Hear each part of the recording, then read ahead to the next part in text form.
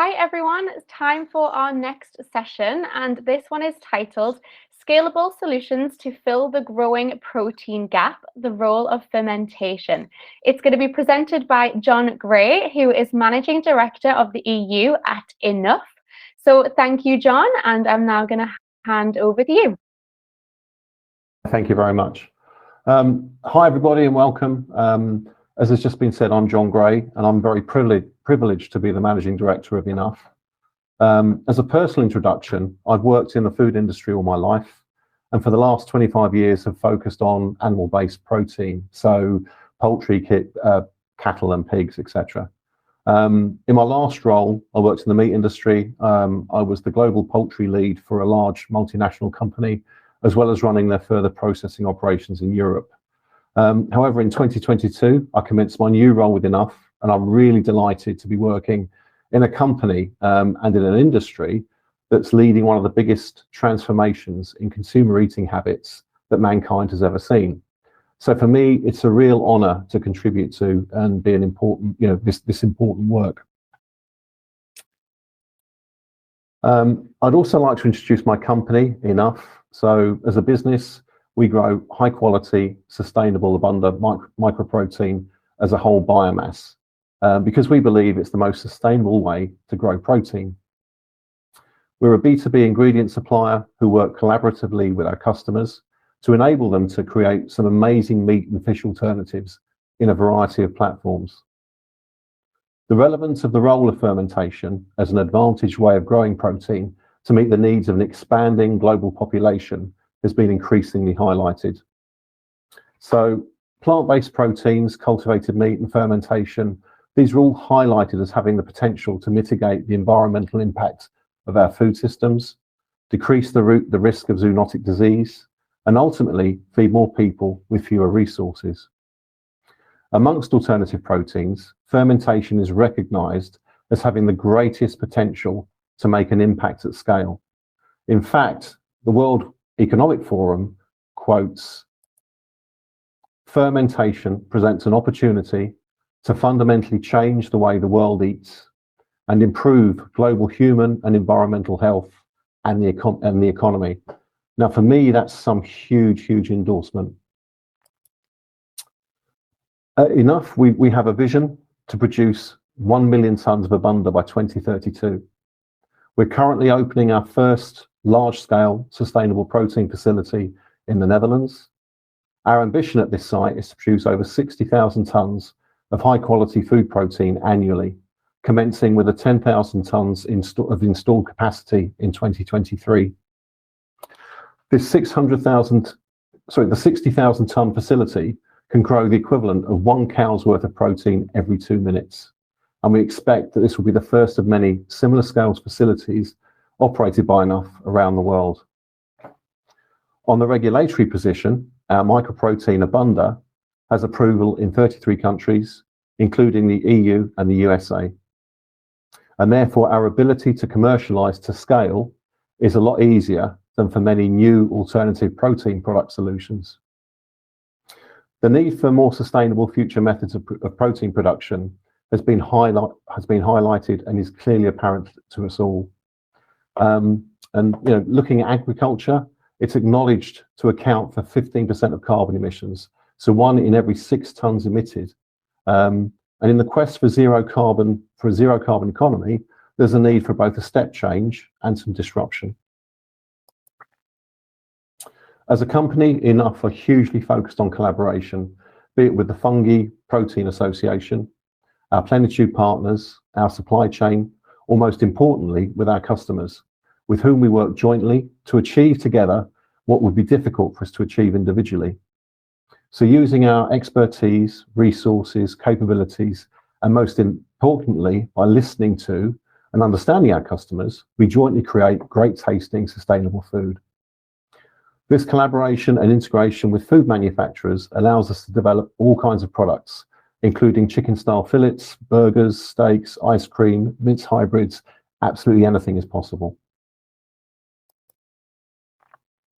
So looking at protein demand, forecasts for protein demand vary depending on their source, but they're directionally sound and give us the base data on which to make assumptions on future trends. Current global protein consumption is around 600 million tonnes per year, and it's growing. With 2030 forecasts for plant-based proteins at 30 million tonnes, with a further 15 million tonnes per year being forecast for fermented proteins. And we have to remember that 2030 and that 15 million tonne per year of fermented protein demand is only 7 years away. Today, we've got a world population of just under 7.9 billion. And by 2050, so in 27 years' time, that will be 9.8 billion, an additional 2 billion inhabitants, a net increase of 25%.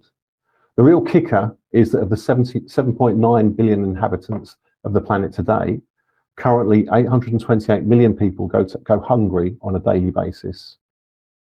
So if we can't effectively feed the global population of 2023, how are we going to feed the additional 2 billion souls who will share this planet with us in 27 years' time? There is a tipping point for change in the proteins that we eat, and we're lagging behind it. So the time to act is now, if we're to provide universally accessible, affordable, healthy, and sustainable proteins. Acceleration and scaling global protein systems can be achieved by a number of options, including fermented foods, plant-based proteins, cultivated meats, and there's also the opportunity to drive enhancements to today's current animal-based protein systems and the challenge of shifting consumer behaviour. There's going to be a lot of distractions in the coming years, as there has been in the last few, what with the global pandemic, the war in Europe, etc., etc. However, it's strategically critical that we handle that noise, but still maintain focus on enhancing protein production in any way that we can.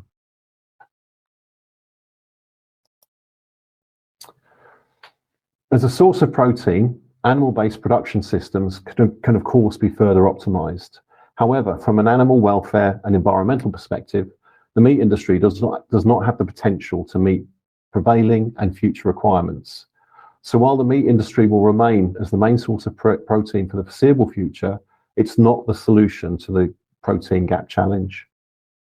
Also, it is reported globally that sources of animal protein benefit from up to $200 billion a year. So almost 35 cents per kilo in subsidies. At some stage, there's got to be a review of subsidies and where they're allocated. That enough, we would hope and lobby that in the future, they're more fairly allocated according to the total protein plate. For cultivated meats, targets have been set for scalability and comparative costs to conventional proteins, all of which have to be achieved by 2030. It's highly likely that there'll be some slippage in that timescale. So for the foreseeable future, cultivated meats will not materially be a viable alternative to conventional proteins from the perspective of either price or availability. Plant-based protein is established and will continue to grow as a category and reflect demand levels of up to 30 million tonnes globally by 2030. And even if these forecasts are exaggerated, demand will be significant. Fermented protein has been around for almost 40 years, and it's given its unique qualities, it's experienced significant increases in demand on a global basis, with forecasts of up to 15 million tonnes per annum globally by 2030. The focus of this presentation is on the role of fermentation to fill the protein gap that we previously identified. And we're going to focus on the advantages that this offers industry, consumers, and of course the environment. So what are the benefits of fermented protein? We've touched on plant-based and cultivated meat options, but fermentation, the example in the middle of the chart, is our key point of focus.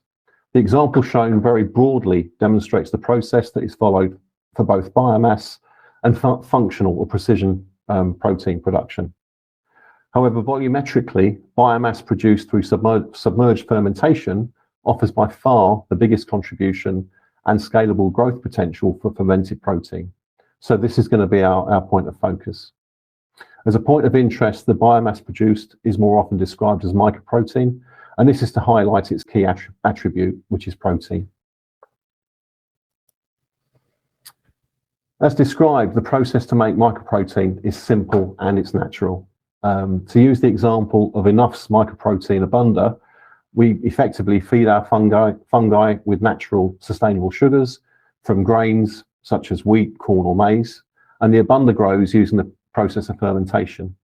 We're very proud that we create the most sustainable protein through our patented zero waste process, which is good for the planet, but it also helps us to drive down the costs as well.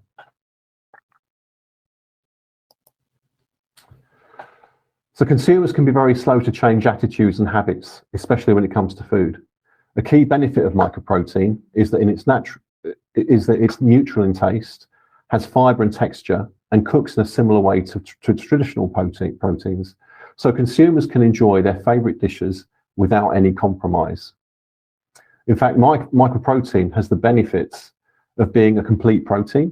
It's got fibre, it's got texture, it's got the 9 essential amino acids, and if that wasn't enough, it lowers cholesterol and can also be as competitive or more competitive than traditional proteins. Looking at the levels of environmental impact for alternative proteins, there's extensive data supporting lower water use, lower carbon emissions, and better land usage for each of the examples shown. And the advantage relative to animal protein is in the range of 5 to 20 times better. And I really want to point out the significant advantage that mycoprotein offers, which is the yellow or sort of amber bar at the bottom of the chart, especially when you compare it to traditional meat proteins, such as beef, which is in red, and poultry, which is in black.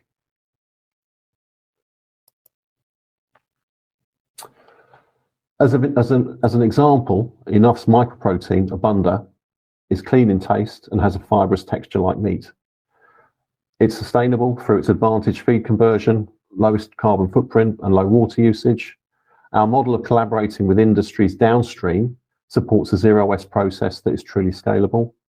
And finally, it's nutritious by virtue of being a complete protein containing all the 9 amino acids and is high in fibre. As an ingredient, mycoprotein supports the development of everyday, tasty, textured and healthy foods. So to conclude, the world needs more protein, and fermentation offers a delicious and sustainable way to deliver a complete protein that improves both human health and the health of our planet. Now, this isn't rocket science. It's a process that's easily scalable and produces protein at a price that is equal to or below that of meat-based proteins. Thank you for your time today, and I'll be delighted to answer any questions you might have. Thank you so much, John. Yes, we do have a few questions coming in, so we'll dive into those. So the first one is, I've read that Enough is working towards a zero waste fermentation process. Can you please explain how? I can. So we've got a patented process in our production facility. The technical answer to that I probably can't give you today, but certainly if anyone wants some information on it, I can share what I can. But effectively, what we're looking to do, as I've said sort of throughout the presentation, planet is absolutely key, as well as the production of additional protein.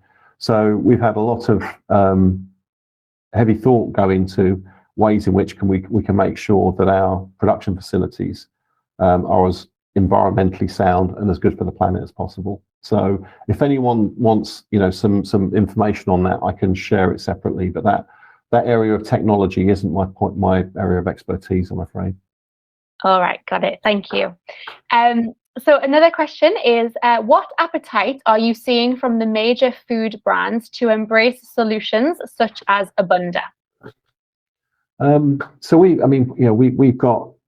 start producing at scale in a short period of time, and we've got at the moment under contract, I would say probably 30% of our initial production, and there's the remainder of that we're very, very highly confident will be fully utilized this year. So there's a lot of interest for I think for companies to contract in advance of our producing is absolutely amazing. It shows the interest and the potential of the product we make.